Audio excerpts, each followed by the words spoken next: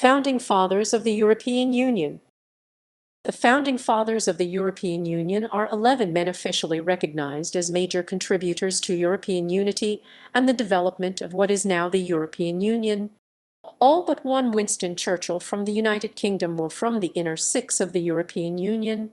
Sometimes emphasized are three pioneers of unification: Konrad Adenauer of Germany, Alcide de Gasperi of Italy, and Robert Schuman of France.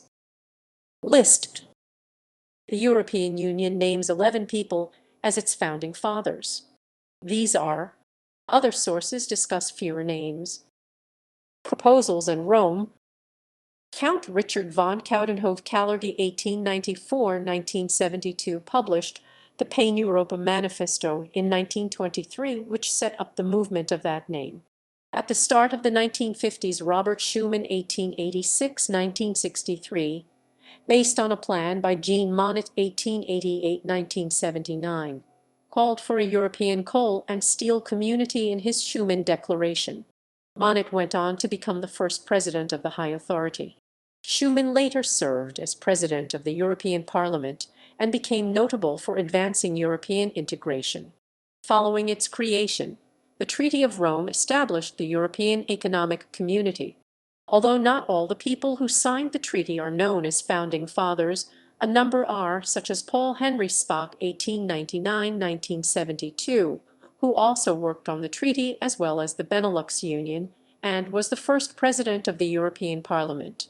Other founding fathers who signed the treaty were Konrad Adenauer 1876–1967 of Germany and Joseph Bech 1887–1975 of Luxembourg.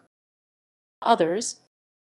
Further men who have been considered founding fathers are Giuseppe Mazzini 1805–1872, who founded the Association Young Europe in 1834 with the vision of a united continent; Victor Hugo 1802–1885, who made a speech where he called for United States of Europe in 1849.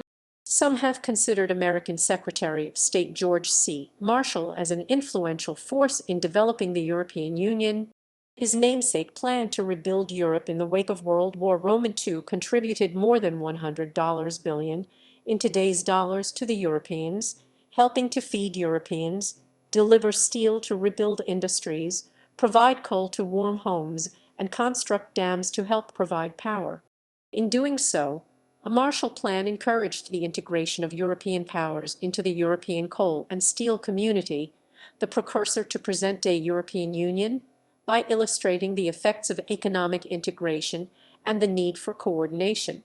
The potency of the Marshall Plan caused former German Chancellor Helmut Schmidt to remark in 1997 that America should not forget that the development of the European Union is one of its greatest achievements.